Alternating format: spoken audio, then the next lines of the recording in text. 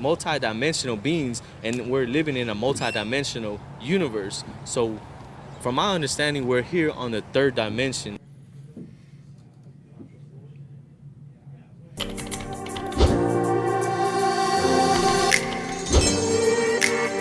Hello and welcome to the Atheist Vanguard. I'm Phoenix. I'm Jim. And I'm Rachel. All right, let's get to our interview. Hi, my name is Shane Isgrig. I'm here with the Atheist Vanguard. What is your name? My name is Mark Galindo. All right, nice to meet you, Mark. We're out here asking people about, gods they believe in and stuff like that. Do you have a god that you believe in? Actually, I do, but it is not the same as the religion concept. Okay. Because based on our history, religion was created through man, and it started off in Europe, and where it based its content from was basically it was stolen from the Egyptian folklore. All the Egyptian pyramids, the hieroglyphs, they tell a story. They give us a story about our origins and our power on who we are. You know what I mean? Yeah. And these are thousands and thousands of years old, yet the scientists still don't understand how they were built, and man is still today trying to figure out where the energy is coming from, how these tons of blocks were cut so precise and placed amongst each other where you couldn't even put a slice of paper or a razor between them. You understand what I'm saying? Yeah. So it's hard to try to even imagine how they moved with how heavy they were. These and people were the very lack of technology advanced at the time. Yeah. My answer is kind of just not knowing. I don't have an explanation for how they built that. I certainly don't even know how you would be able to do it with our technology today. Exactly. We don't have the machinery. The cranes today cannot lift these 15 to 20 ton blocks. Right. They're not built. The engineers don't even know how to build a machine that can lift these tons of stone to be able to place them at the certain heights and you know what I mean, to level it off and everything. So today, does that's not amazing. knowing how these pyramids came to be, how these rocks were stacked on top of each other or whatnot, is this something that strengthens the belief in the God that you have? Well, I haven't really explained what I believe yet. So let me explain that to you so you can have a better understanding of my paradigm and my views on life and what God is. Awesome. So I believe, my beliefs, I'm going to say my opinion is that we are all gods, that we are the individualized personification of the whole. You see what I'm saying? Okay. But we are all it because the spark of divinity is within us all. You understand what I'm saying? And how to easily validate that would be if you can close your eyes and you can close your ears, but you can still see in your mind's eye. How could you still see in your mind's eye vividly, pictures colored? You could even talk to yourself, and you can even hear a voice within your mind without the sound penetrating the ear. You understand what I'm saying? Well, I can think of sounds and I can think of visuals. I don't know that it's necessarily the same thing as seeing something or actually hearing something. So similar in a way, but not necessarily. But even granted that it is, I would just kind of go to not understanding how that came to be, right? So do you think that when you, like you were talking about closing your eyes, still kind of seeing, do you think that this is something communicating with you when it happens or not? Because you were talked about us all being a part of this God, right, as a whole. Yes. Well, my beliefs is that we are in a vehicle. We are spirit and consciousness. You see what I'm saying? Okay. And the brain is more like an antenna. You see what I'm Okay. saying? Because it's what connects us to the whole. So, the universal consciousness. Right. You see what I'm saying? So, and one must understand the self before you understand what God is. So if you want to understand what God is, you have to see within yourself and understand who you are and how you work as an individual and how you can empower yourself and apply your power to manifest, because that's what we do. We manifest our destiny. Okay. Things don't just happen. Since I was a child, and let me explain this to you, because like when I was a child, I was just doing this. I wasn't really just necessarily, I didn't have an agenda, like a set agenda. Right. So I was young and I was a troublesome youngster, and I eventually grew out of it, and I wanted to better myself, and I wanted to seek enlightenment. I wanted to better myself because I wanted to be normal. I didn't want to be a bad guy. I didn't Okay. want to be looked at as a bad guy or anything like that. So I tried to search within myself and figure out how to change it. And I went deep into myself, and I tried to break myself down on my thoughts, my emotions, and I found out so much, right? So when you realize the functions of the brain, which is what is that? It's the 5 functions, right? The brain, and then you have a solar plexus, which is right here, and that's your subconscious mind, which is the seat of the emotions, which is Okay. the seat of memory. You All understand right. what I'm saying? So, do you think that there's something similar to a third eye in the solar plexus The solar plexus, in this area you were describing? Do you think it's something like a pathway to something spiritual? Is that what I was believe getting? so. Yes, it helps Okay. us connect. It puts our solar plexus is a connection between the spirit and the body. You Okay. understand what I'm saying? And what exactly to you is a spirit? The spirit is our Yeah. energy, is our Our divine energy. energy. Yes, because Okay. we are all energy. You know We what I all mean? When a have person energy. dies, scientifically they've proven that when the spirit leaves the body does lose weight. Right. It definitely, the body definitely does lose Isn't weight that after strange? that. though? You know what I mean? Like, That I mean, the- it kind of makes you Not think, really.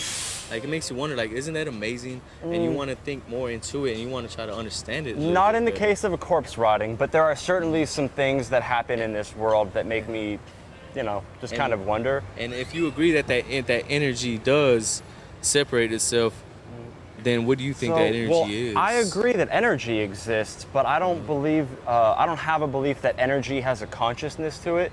Is your belief that energy all contains consciousness? Everything contains consciousness. Everything. The plants contain consciousness. Our okay. DNA, atoms contains consciousness. Everything is conscious. Everything in this, everything. You know what I mean? Everything And is it's all an conscious. illusion also because it seems to us that it's solid, but really, everything is moving. Okay. We just can't see it because the eyes that we have, we can't see it Okay. in that form. So, But yes. is there anything that would maybe lessen your confidence in this belief in spirits, maybe to cause you to believe that all of these things are still occurring, just not with a supernatural explanation, or do you think that nothing would change your mind? Well, I don't believe anything happens just for no reason. Okay. I think there's a reason for everything. So we're all here for a reason. That is my beliefs. Okay. So if we are here for a reason, what would that reason be? I would think it would be to evolve and to elevate ourselves consciously and spiritually. Right. We go from a lower being to a higher being. The lower vices would be the evil vices, the sins that bring us harm. You know what I mean? Anything that you would do that would bring harm to yourself, I would say would be evil, or to anybody else. Or to anybody else. And the higher consciousness would be love, being kind, passion, compassionate, understanding, selfless. When you start to put your train of thought on this, you elevate your consciousness to a higher consciousness. When somebody bumps you, maybe steps on your toe, cuts you off, and instead of cussing them out and trying to get back at them, and you bless them on their way in their journey in life, you automatically put yourself at a higher frequency. Okay. You understand what I'm saying? Of thought. Now we are multi-dimensional beings, and we're living in a multi-dimensional universe. So from my understanding, we're here on the 3rd dimension. Okay. You know what I mean? But whenever you start to elevate your frequency by elevating your vibrations, you know what I mean? And then you start to put yourself on a higher dimension, you know what I mean? A higher Yeah. frequency. Totally. And opening up the pineal gland through the chakras also puts you in that 4th dimension automatically, because you're basically like in a whole nother world, because Yeah. your mind's eye is seeing a lot different from All right. what you're normally. Well, I definitely got to start wrapping up, but it was awesome talking to you, man. Thank you so much for the interview. Okay. So that rang a lot of bells with me. Basically, what this guy was talking about is where I was not that long ago. I mean, Oh, cool. it was just February when I actually let go of all my prior beliefs, and while he has different spins on it, it's more or less the same. Interesting. The whole thing with chakras, multidimensional beings, us being composed of energy and all that, it's all there. He's got interesting twists on it that some of which I haven't encountered before, but for the most part, it's all exactly where I just was. Yeah, it's an interesting potpourri of every possible belief thrown into a blender and then pulled out at random to make some sort of weird sense, I guess. I don't know. Yeah. Yeah, that's... But where he started, I thought, it started in Europe, and was stolen from. Yeah, he said that all Yeah, religions stolen. were started in Europe, but stolen from Egypt. Egyptian folklore. Yeah. Yeah, that was interesting. Yeah, especially. I mean, when he said that, I was going, well, what about like Chinese religions? Yeah. and South American Austrians, religion. Yeah. Yeah. Hinduism. Yeah. Yeah, From India, there's so many Yeah, places. I've noticed a trend that a lot of people tend to focus entirely on the European and don't even acknowledge that any of the others exist for the most part. Yeah, very, very Eurocentric, and it's just like. Yeah, most people only seem to even acknowledge just the Abrahamics, not just not just not just ignoring the religions from the other areas of the world, but ignoring all the religions that pre-existed the Abrahamics Right, in right. Europe. And as atheists, we had accused of that quite a bit because we focus on, Christianity, but those of us in the States do. You're completely ignoring the Norse, Celtic, never mind the Greek and Roman. Right, yeah. You just have to remember that, there are a lot of other religions, and let's face it, the Chinese and religions out of India are older than European religions. The religions in Africa are older as well. Right. So, Yeah. Yeah, But there are some interesting, Christianity pulling from other things like that. yeah, well, especially anything that pulls from like Roman Catholicism, because they just kind of incorporated entire Everything, yeah. pantheons into their sainthood, right? But yeah, I do tend to notice a lot of people like to go back to Egypt because it's one of the oldest civilizations that we know of, and since we supposedly don't know how the pyramids were built, there must have been some mystical or supernatural or extraterrestrial thing tossed in. Yeah, the argument from ignorance, everyone's. Yeah, Essentially, yeah. Though, even though I think they relatively recently discovered how they were built, or at least have a pretty good idea at this point. There's a number of things that experimental archaeologists have done to show that it is possible, and to say that we can't lift 30 and 40 ton stuff anymore, with our own crayons. Apparently, he's never seen modern ships get built. Yeah. And he's, or modern buildings get built back when they used to, raise an entire floor all the way up to the top Right. of a building. They don't do that anymore for safety reasons and stuff like that, where clearly we're lifting a lot more than 30 and 40 tons. I'm pretty sure that lifting an M1 Abrams tank with a helicopter counts as that, or what the C-5A can carry, like 2 of those or something along those lines. But Yeah. So I'd like to get into what into his beliefs a bit more. His whole thing pretty much centers around that we are spiritual entities in a physical body, and that we need to elevate ourselves to manage to become right. to realize our God, our Well, inner godhood. What I thought was really interesting is he prefaced that with, in my opinion. Oh yeah. And I think this is a problem what we see in society is that everybody's opinion is valid. At least he's acknowledging that it's his own personal viewpoint and not the one shared by everybody else. I think it's something as a society we need to get away from. Not everybody's opinion is valid, right? Yeah. Yeah. My opinion on quantum physics is not nearly as valid. No, as- actually, what he's doing is what is known as left-hand path. Right-hand path is any structured religious practices, whereas left-hand path is one that you're carving out for yourself. But isn't the left hand the path of the damned? It depends on how you want to view that. But I mean, if we want to get into it's more commonly known as left-hand path from the background I came right, from. but not everybody's opinion is valid No. about everything. No. Right. We can respect that they have opinions, but we can have to respect Your the opinion on music doesn't mean much, but for me to have an opinion on quantum physics or anyone other than a quantum physicist to have an opinion on that. That opinion is not valid. And I think that's part of the problem that we see here is he thinks all of his opinions are valid. He just has to pick which ones he wants to accept as true. Right. We see that. He just kind of hodgepodges together his belief system, it seems like. Right. Now, I'm kind of curious before I go into my background with it at all, what you guys think of the whole multidimensional thing. So, go ahead, Rick. He started off talking about that, and I was starting to think like that there was this mirror dimension, like on the TV show The Fringe, where, it's like, I'd go over there, and, Leonard Nimoy's actually over there and not really here, kind of thing. But then he goes into this more like the, fourth dimension and things like that, and I go straight into tesseracts and everything, but frequencies and vibrations and pineal glands and interesting. Clearly doesn't understand math, because when he says like 3 dimensions, I'm thinking length, width, and height. Right. 2 dimensions is length and width, and it's like, so the 4th dimension most people consider to be time, and I know math is a very deals with dimensions very differently. So the idea of dimensions in that way.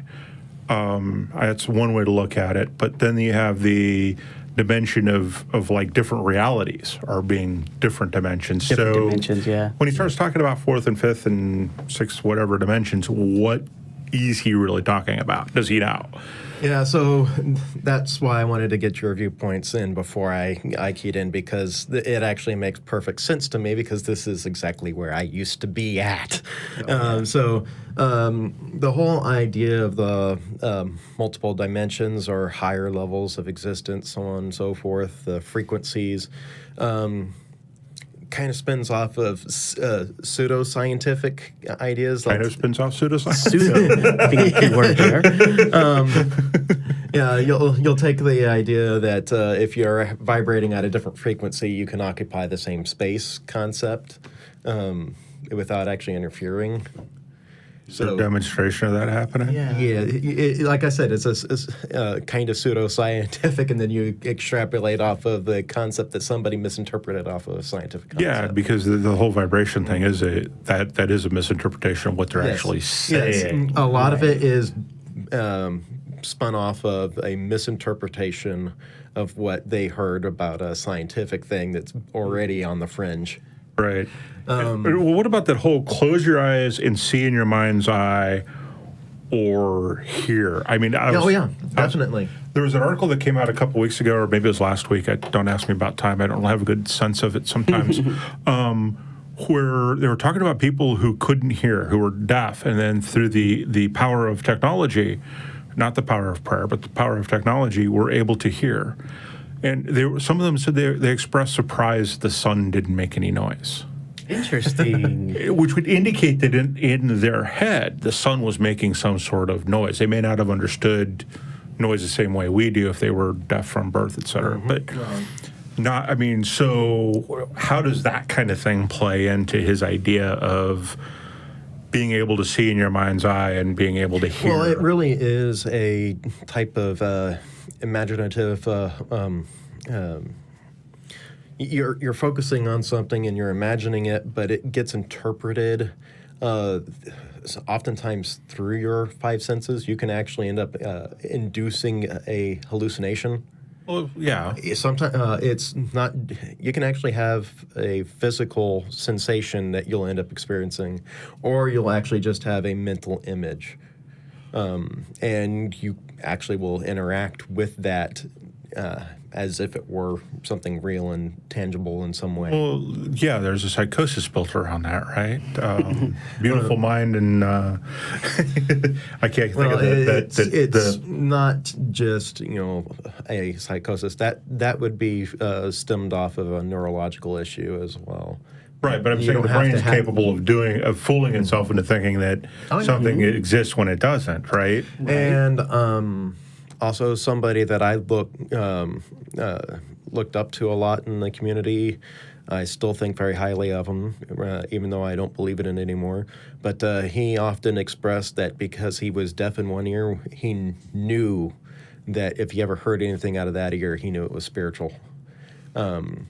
Did he ever hear anything out of that ear? Oh yeah, quite often. But Interesting. How would he? I also happened to come across a TED talk yesterday on YouTube that talked about a very specific type of hallucination, specifically for people who had lost vision or hearing. Yeah, it sounds similar to the phantom limb syndrome, right? So, to an extent.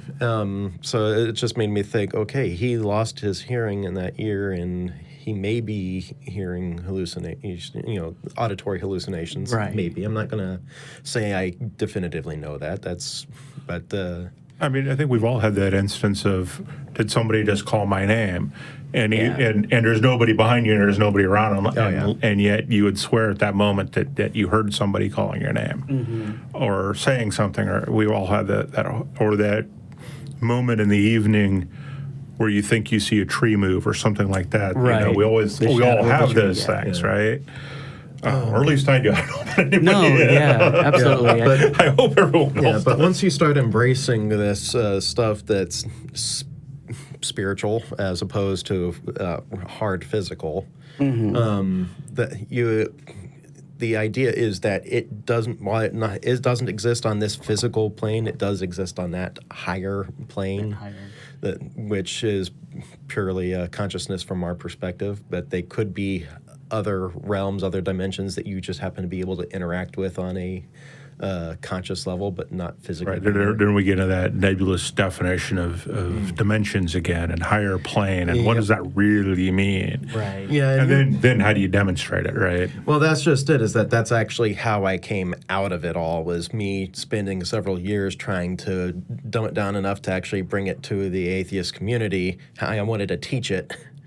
And eventually I learned a few more things about psychology and how the mind can trick itself into experiencing things. In addition to that, I also fixed a few issues with how logic worked. I had Occam's razor, for example, had the common misconception of the simplest answer is the most reliable one, as opposed to the one with the fewest assumptions. I didn't understand that nuance. Right, And I never really even looked up the Occam's razor. I had just heard about it. And I was working off of what I had heard, not what I actually had bothered to look up. Look up and learn, I want to figure out how to vibrate to the fourth dimension, because I like the aspect of like a tesseract, and we're stuck in the three-dimensional space. So I want to vibrate you'll commonly come across the New Age stuff where you're going from your most base instincts to the more feeling love, which I think is commonly misconstrued. It's really compassion, not just love. The love sounds a little bit too intimate for what they're actually describing. Or you could just dose yourself with the right chemicals, right? And feel it too. Well, you're basically just going through meditative practices of various sorts to get that kind of natural release of those. Well, they just released something else that they'd figured out about meditation, about how it affects mood and how it affects how you view things, and that there's some interesting science coming out about how meditation actually does affect us. Yeah, the meditation is definitely legit, but I don't see meditation as the Om kind of thing. It's more of, Well, I will say that humming a particular tone actually does have an effect on your mind to some degree. Right. Well, it helps you focus, right? Because I just count to 10 over and over and over again. Right. But it helps me stay focused. As someone who has attention deficit disorder, that's the only way I can. Otherwise, my brain is just going 500 miles in 300 different directions. Yeah. Did your, Phoenix, in your martial arts experience, did you ever have any of that where they kind of incorporated some of that into your... Because mine was mostly like Korean martial arts I learned, and there were things that I would... Yeah, mine was Korean. Korean as well, we talked about that. I did Korean and Japanese, Yeah, but they did different things, and there was one of the...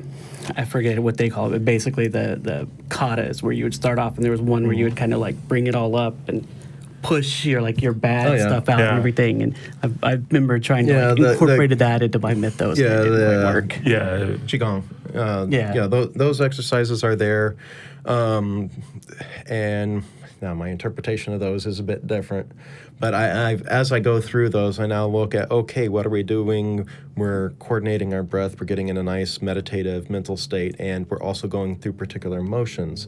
The motions will end up actually helping to loosen up the muscles, not to mention you need to be able to move a bit because your body has fluids and built up toxins and whatnot that actually requires motion to help circulate and clean out. As a practitioner of historical European martial arts, we also see, we call them plays, but they're basically kata as well. And there's none of that mystical stuff involved in them. Yeah. They're done in certain ways to teach certain principles, because we'll see certain sequences of movement done over and over and over again, and we'll start asking why. We don't have these guys who did it in earnest. Right, and we're doing it for fun, no matter how serious we want to get to it. We're not actually trying to put steel through somebody. Right. So it's a slightly different viewpoint, but trying to figure this stuff out, and none of that stuff ever comes up. And yet, there are so many parallels between the movements, between the Japanese, Korean, Chinese arts, and the European arts. Most of what we're studying was swordplay. There's only so many different ways the shoulders can move, so many different ways. The basis of it all is anatomy. Right, but you don't get any of that, the mysticism. Mysticism. Well, Right, you know, which- the Americans, how they kind of like viewed this mystical, ancient, you know, Asian martial arts and stuff. So I think some of that was interpretation coming through. Well, the thing is, you go to the loose Asian interpretation. cultures, they'll look back at the European stuff and find it, fascinating and completely mystical. They'll look at but Western will view It's harder to get the foreign. mysticism from the European traditions, because most of them are coming from the manuals. There is no living, very few living traditions. The interesting thing is that I studied Druidism, I studied Taoism, and I looked at their actual training methods, and I realized, holy crap, these are almost the exact same But sequence. was the Druidism that you studied from Druids who'd passed it down? Because my understanding is that there aren't any that can actually trace their roots back more than 100 years. Because one of the problems we have with like European martial arts is there have basically been 3 renaissances in the last 100 years. One of those renaissances started just before World War I and ended at World War I. Not because everybody lost interest, but because most of them died in World War I. And the same thing would have happened in World War II. So, when you start looking at those kinds of events happening in Europe, and you're trying to find someone whose tradition actually does go back, how would you actually know? Because if you don't, then how do you say that Druidism pulls from martial arts? So I know from my historical European martial arts training, we kind of had to go and say, look at the living tradition coming out of Europe or coming out of the East, and look at those similarities and go, okay, this must be what they meant. But we don't actually know in some cases, right? Because it's a dead tradition. I think we might have gone on a little bit of rabbit trail with the martial arts, though. Yeah, we did. Yeah. Oh, Let's a get little back bit, to the spirituality of this guy. So you're basically looking at things that, something that also kind of ties into that stuff too to help bring it back is with the chakras and everything. Right, he talked about that. Because that's, you have the Qigong through the traditional martial arts, and then there's also yoga and whatnot, and all these other exercises that work on strengthening energy flow and improving the chakras with the kundalini and all that fun stuff, which he probably also would have gotten into as well if we had asked him to elaborate on those. But it's interesting that he views the solar. I find it interesting that he views the solar plexus as where the spirit connects to the body, because that's actually something I hadn't heard before. Me neither, yeah. 13 years in this, and I hadn't heard that particular one. I hear about it, through the top of the head, through the base of the spine, or through where the navel is, Everything but the solar plexus. center, but not much. the actual solar plexus. Solar plexus for chakras traditionally, for as far as mental state goes, I had it noted. My friend that when I went through the chakras, they noted it was the same sequence as basic psychological development. You start with more base instincts, and you develop your sense of identity. By the time you get to there, that's where your ego develops, and then it goes on from there into compassion, communication. Solar plexus, that's kind of what I'm wondering. Right? Yeah, it'd be at the base of the spine is your base survival instincts. You'll have emotions about the navel, and then it goes into your ego and sense of identity, sense of self. From there, it's like that. Your sense of identity and sense of self is basically where he's saying that's where the soul connects. Well, that's news said. to me. That's news to me. I It was haven't the heard that seat particular. of emotions and the seat of memory is what I thought. And I was thinking, wasn't that the brain? Yeah, the Well, brain's gotta the come in interesting thing is that the only place where I've actually seen a spiritual connection to the solar plexus has been in anime, not in any anime? actual spiritual practices. You would be surprised at how many people think anime is real. Just coming from, again, I'm bringing back that Hema background of mine. You would be really, really surprised how many people would walk into our salle and expect that to work. Yeah. And then it is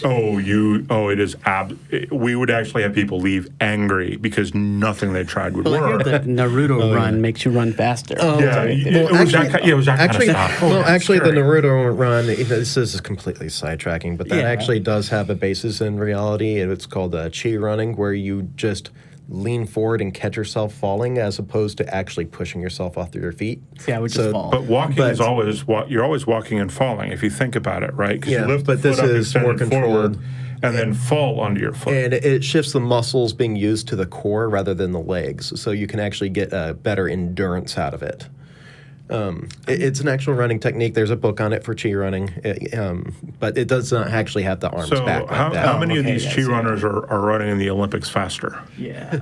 Oh, it doesn't really do anything for speed. I want It's to just see endurance. Usain Bolt, So pin forward in the Olympics. again, That'd you be have awesome. marathon runners, right?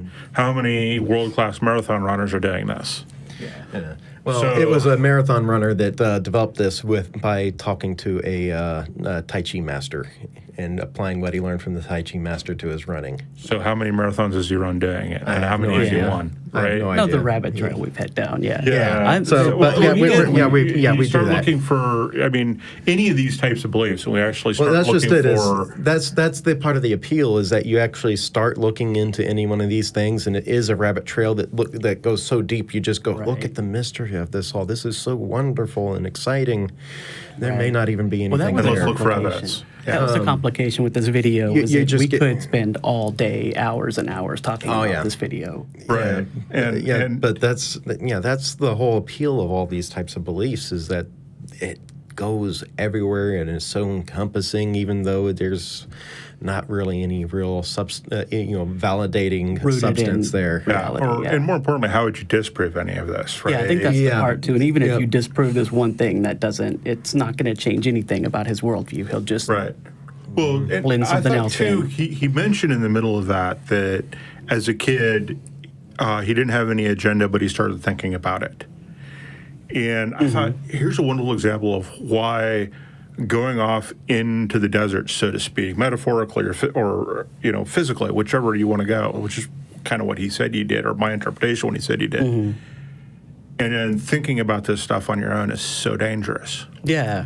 Right, you've got to bounce it off of somebody else. Oh, yeah. And you have to have a community of interlocutors, of Yeah, people but talking the thing about is, you need to mix that up. You can easily create an echo chamber if you're doing it with just people Yeah. that believe on right. the same That thing. is true, that's where too. diversity comes from, right? A diversity of thought, where people of different backgrounds come together and see things very, very differently. And we see that in science all the time.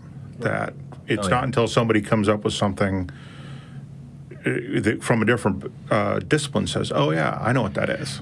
Yeah, in this kind of a community, you're going to come across somebody that goes, "Okay, where's the evidence? Where's all this?" You're not open-minded enough. Yeah. Right. Your mind is closed. Yeah. Yeah, or you just That's why don't I'm understand. asking questions. I'm open-minded. I'm Yeah. asking questions. Yeah. If you stop asking questions, or you can't ask questions because your conversation partners won't let you ask questions, That's closed-minded. Asking questions. And is you never also get closed-minded. into the no true Scotsman argument all the time. Is like, okay, well, it didn't work. Well, you weren't doing it quite the right way. Right. Or Yeah. but the biggest issue that I had was that I went back after after I made my little transition out of it. But I went back. I still wanted to latch onto it some more. I wasn't actually entirely sure it was really false or anything like that, but I noticed that every single tiny thing that everybody mentioned about it was straight up confirmation bias.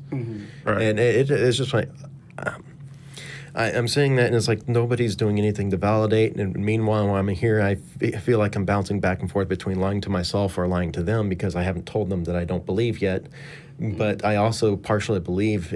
I still in part had believed in it when I went back there, and I just kept on bouncing back, feeling like I was lying either to myself or I was lying to them, and it felt too uncomfortable to go back again. Yeah. And also seeing all that confirmation bias everywhere is just like I can't do this anymore. Yeah, that echo chamber gets set up too easily, and you have to break out of it. And I think it's really easy to do today to get lost in your own echo chambers with Facebook and Twitter and all these algorithms that, from a certain point of view, are doing kind of what you want them to do, which is showing you stuff that's interesting to you. But what should also be interesting is the opposing viewpoint. What is the opposition saying? Right. And being honest enough to look at them and to give them the most charitable interpretation. I think that's something that we lose a lot of, is no matter who or what someone's saying. Yeah, no, Yeah. absolutely. Yeah, So. When he mentioned about this pineal gland, I Oh, yeah. had vaguely heard about it. You mentioned about pineal Oh, yeah. gland. Oh yeah, the pineal gland is one of the viewed as one of the essential every chakra is connected to a particular organ within the body, and supposedly the third eye is going to be it's the this one connected to the pineal pineal gland gland. So the pineal gland is the one that needs to be activated for you to perceive everything. Okay, interesting. And what does the pineal gland actually do? What's the medical? It's just there were several things. There were people saying that, like, oh, science doesn't know what it is, and it's just an endocrine gland that, from what I've seen here and read mostly, was that it was to deal with, like, melatonin. So as you perceive, the dark, whatever, you produce that melatonin to help get those cycles and seasonal changes and stuff for you to go to sleep and wake up and everything. But yeah, this one, the So it's the pineal part of you that's gland. tuned into nature. Yeah, I guess To an extent. you could say that, but yeah, that's yeah, exactly. You could see, people would say like you're tuned into nature, and other people would just say like, hey, this is something that happens naturally. It's just something that's part of our evolutionary past, that there's something that controls going to sleep and waking up, and Right. those seasonal Yeah. changes, and it. Yeah, the general gist of all the awareness things for all the metaphysical, supernatural stuff is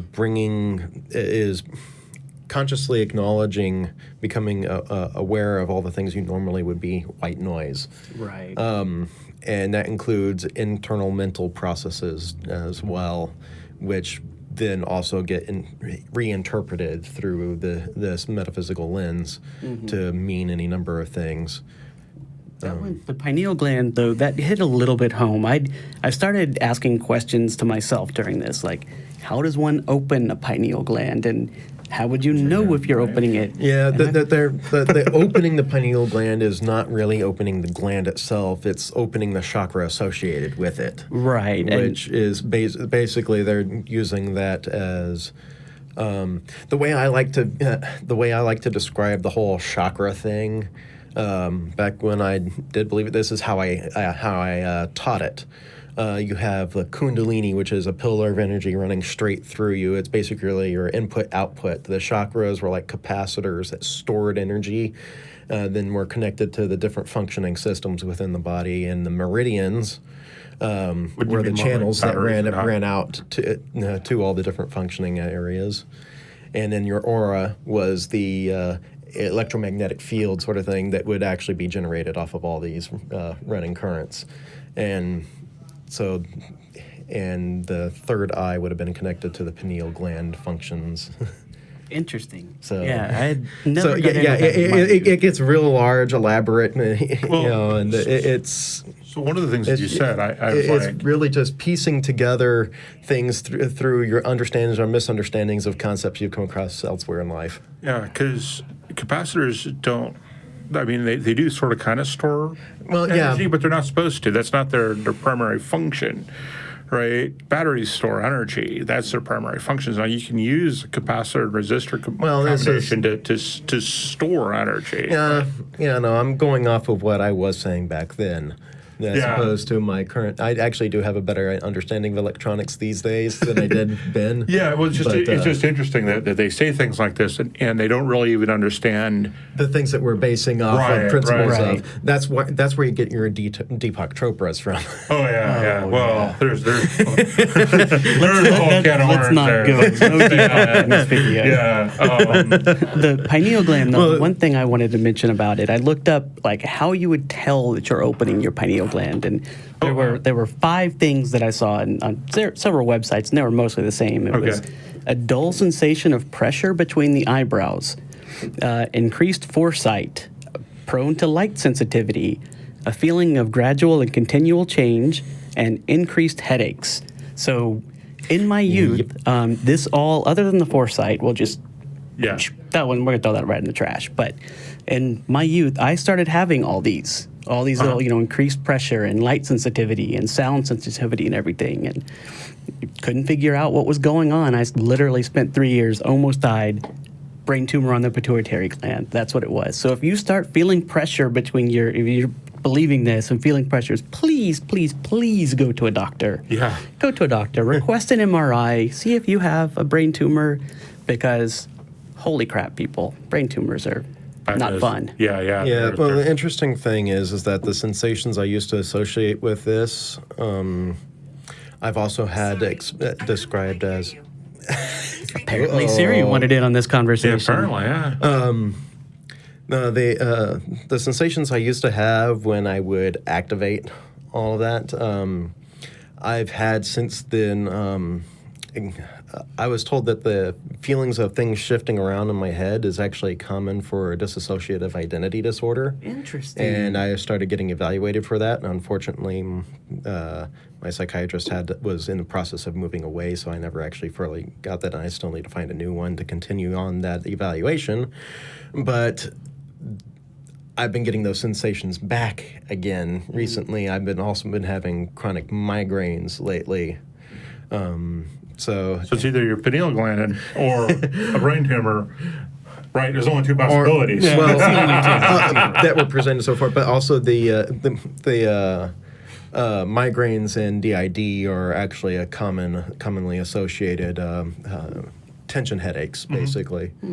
And going through all that, and you're actually stressing yourself out, trying to focus really hard. You actually do have muscles in places you don't typically notice you have muscles. You'll tire them out. And I've noticed that a lot of sensations that I felt with moving energy through me and whatnot, I realized actually that the sensations I was feeling was reinterpreting muscle tension. Yeah. Not to mention also blood changes in blood pressure. You get your hands flushed, but you're actually moving your hands up and down and whatnot. It's like, okay, blood out, blood in, blood out, blood in. Yeah, interesting. And you just reinterpret all those sensations, and you don't even, because your familiarity with anatomy is inadequate, you just associate. It's so easy to just associate it with the wrong things. Yeah, and I sometimes I look at some of the stuff coming out of the East, chakras and things like that. It's like some of that may just be really, really bad interpretations of basic psychology and sociology effects, right? Oh yeah. And attributing it to something, to the supernatural. I don't know, therefore God, or I don't know, therefore chi, or I don't know, therefore some supernatural force. Rather than I don't know. I have my hypothesis on how the whole seeing aura things works too. You're conditioning yourself. You have the expectation of seeing something. You're conditioning yourself to associate certain colors with certain things, and then you start eventually seeing it. But what you're really doing is you're reading body language and getting an impression of a certain emotional state, and then your mind, conditioned in such a way long enough, you start to actually hallucinate a field around a person based off of what you're getting off of. Pavlovian theory, right? Basically, right? You're conditioning yourself using. Oh yeah. That basic. The whole entire thing. But you're is you're oh, now my mind's gone blank on the proper term. Ask your other personality. Sorry. I don't think that's quite how that works. Probably not. No, it's not. And that whole thing is Just give you a hard time. but no, you end up what is it? Priming, conditioning, reinforcement. Constant cycle of going through that. Priming, conditioning, reinforcement. You give them an expectation, you give them what to expect with that expectation, and you just keep going through it again and again and again until eventually they start experiencing it. Right. And that's basically how a lot of that. That's interesting, because I never would have thought that someone claiming they see auras would actually maybe hallucinate some color around you or something, because I just thought it was people picking up on minute body changes, and because they are picking up on it, but they'll actually see the colors. But that's why when James Randi goes and tests it, they'll put them behind a screen. They can't see it anymore, but they look at the person in front of the screen. They still see it. Right. It's because they need the body language, and they need to get that intuitive, look. They have to have some information to go off of before their mind can interpret what it is into that hallucination. Yeah. Right. Yeah. Does everything have consciousness? I don't know. Define consciousness in this case. I'm not going down definitions of consciousness. For that belief system that I was in, I would say not necessarily, but a consciousness could dwell inside of it. You have a spirit that possesses an item. Oh, possesses. That's what happened to my iPhone earlier. It's the it spirit of Siri possessed it. I may have hit a button, but Yeah. That whole consciousness and everything. How do you define consciousness? Yeah, and that would be something I would like to sit this guy down and have like a really deep conversation about it, because I would love to get into all that, but. Right. What if somebody has very low brain function? Are they conscious or not? Right. If they have enough brain function to figure out they need to eat and sleep and do that basic human functions, right? Those basic stay alive functions, are they conscious? How does that work? Now, consciousness is in a state of stasis. Stasis would mean it's not moving, therefore it can't change. So how does that work? Yeah. Well, that's why I said I'm not getting into definitions or anything. It's trapped. It's trapped. Okay. Yeah. But he kind of meshed that together with, from what I understand, like that everything is made up of molecules and atoms, and therefore like everything's an illusion. Everything's an moving, illusion. And we don't everything's see it moving and vibrating. Yeah. Yeah. And that could be said if you just take a pure physical, accounting of it. Down to the smallest particle, it's still vibrating. Right. Well, the only time you don't have movement is when you're at absolute zero temperature, right? Correct. There's no movement. Otherwise, all movement is heat. Yeah. So he's not wrong in saying that everything's moving. But even the vacuum of space is technically, I think, at 3 degrees Kelvin. Well, yeah, because there's no such thing as an absolute vacuum. Correct. But as far as physics is concerned, it's a number so close to zero in terms of energy and matter content. We can practically that it doesn't really matter to most. Yeah, right. It's an engineering version of vacuum. For all practical purpose, we can treat it as vacuum. But straight up physics, where they go to the finer details, no, it doesn't exist as far as we are aware. Yeah. I think without getting further afield than we already have, we may very well have exhausted this for the moment. Yeah. Or we could go for another 4 hours. We don't need to go down any more rabbit trails. We can use this. Fun. They are very fun. Yeah, let's just shatter that looking glass real quick. All right. Okay.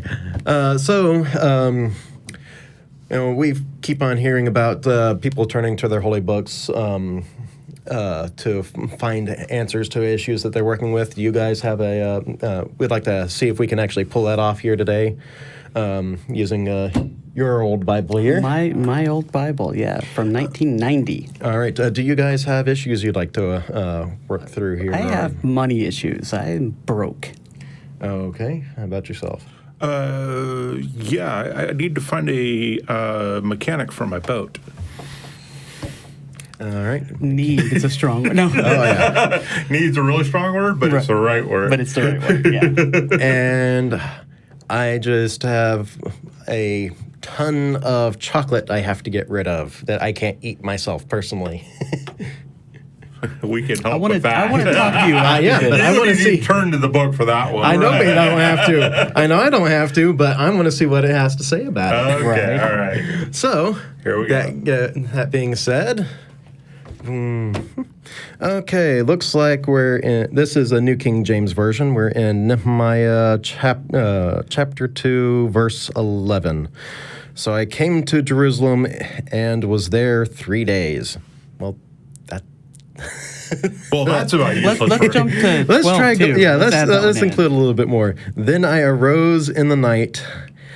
I and a few men with me. I told no one what my God had put in my heart to do at Jerusalem, nor was there any animal with me, except the one on which I rode. So I need to sell my car or my... This sounds like secrecy for I need me. to sell my donkey, otherwise known as ass.